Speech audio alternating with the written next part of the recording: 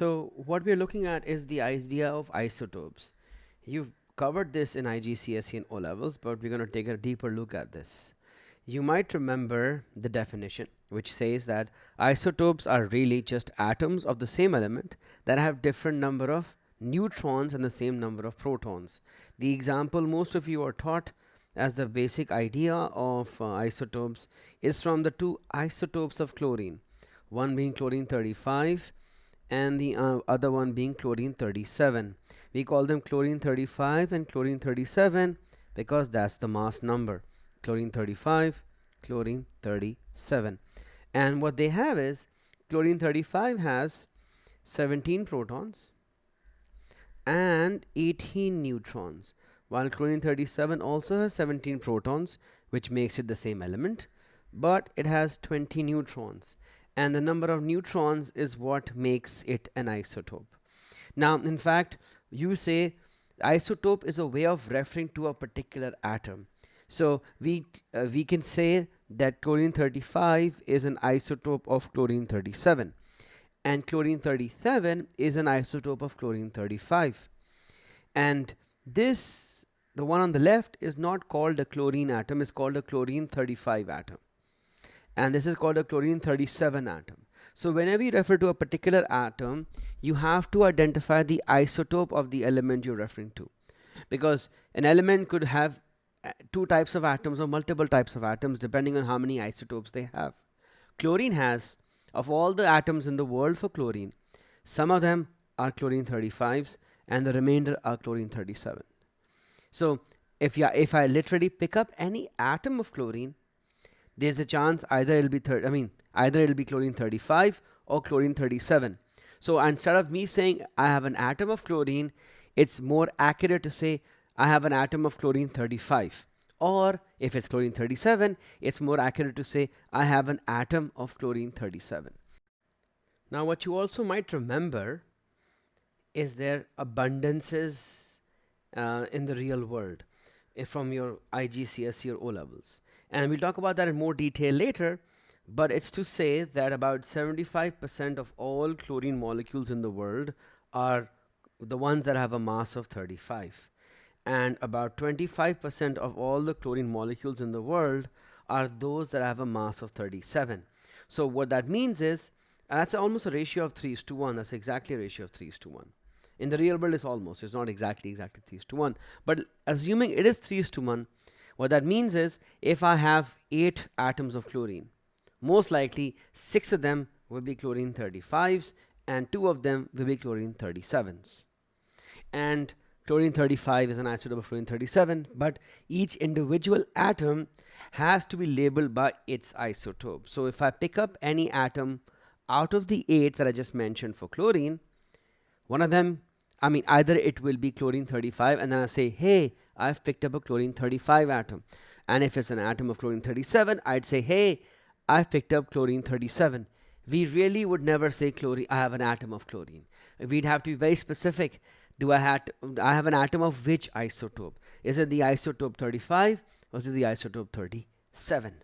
Quick pause. If you're finding value in this explanation, there's so much more to discover at Alt Academy, where we break down every A-level concept with the same clarity. Now back to the video lesson. Now, chlorine isn't the only one that has isotopes. You've probably heard of the carbon-12 isotope. And what that tells me is that there are multiple isotopes of carbon. Carbon has a carbon-12 isotope that we write like that. It also has a carbon-13 isotope. It also has a carbon-14 isotope. All of these three have 6 protons, but the number of neutrons are different. This has 6, this has 7, and this has 8. Carbon-14 has 8. Understand that they all have the same number of electrons. You know why? Because they're all atoms, they're uncharged.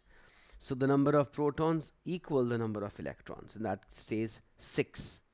Now each of these isotopes can in fact make ions. So that's separate. We'll talk about that later. Right now, we're going to say that all of these 3 are isotopes of carbon. They all have the same number of protons, but the number of neutrons vary. So if I'm holding an atom of carbon-12, I'll say I have a carbon-12 atom. If I'm holding an atom of carbon-13, I'll say I'll have a carbon-13 atom. So their names will have the mass number in front of them to help us identify which isotope I'm talking about. The most popular one is the carbon 12 isotope, is the isotope we use to define relative atomic mass, relative isotopic mass, and other things. So then this is the carbon 14 isotope, and all isotopes will have that. So yes, elements can have more than two isotopes also, like chlorine had 2, 35 and 37, but carbon has 3. Some isotopes are so famous they even have a name. Hydrogen has that each isotope is given a different name, and hydrogen has 3 isotopes also. It has each of them have 1 proton, but the first one is called the isotope of hydrogen with the mass number 1 has no neutrons, and then a hydrogen 2 has 1 neutron, hydrogen 3 has 2 neutrons, and that's the mass number is 3. In fact, this fellow hydrogen 2 is called deuterium and hydrogen 3 is called tritium, and hydrogen has 3 different isotopes. And the purpose of me showing you this is that you'll realize that almost every element we know has multiple isotopes, not just one, even though the periodic table will only give you the mass of the most common isotope. Like carbon's mass in the periodic table is 12, hydrogen mass is 1, because that's the most popular isotope, but it has multiple. In fact, these guys are radioactive also, and tritium, and these guys are available, they're not very popular, so the frequency of them occurring is very, very low, but they exist, and we have to appreciate that. Hydrogen is one. Now if you talk about metals, a metal like magnesium, you might think that, hey, what about magnesium? Magnesium is seen as this in the periodic table because that's the most popular isotope of magnesium, but it has magnesium 25 and it also has magnesium 26, and they all have 12 protons, which also means they all have 12 electrons, because if they're atoms, the electrons and protons are equal. The neutrons are different because they're isotopes. So magnesium 24 has 12 neutrons, 25 has 13 neutrons, and 26 has 14 neutrons. And so clearly chlorine isn't the only one that has isotopes. Hey, even metals have isotopes. Magnesium, sodium, copper, iron, all of these metals have multiple isotopes. And so the first thing you'll recognize in A levels is that appreciating the fact that you can have so many atoms that can have, so many elements that can have so many isotopes. So, and when we refer to an atom, we say this is an atom of, let's say, magnesium 24 isotope, or this is an atom of magnesium 25 isotope, or if I find magnesium 26 atom, I'll say, hey, this is an atom of magnesium 26. Hey there!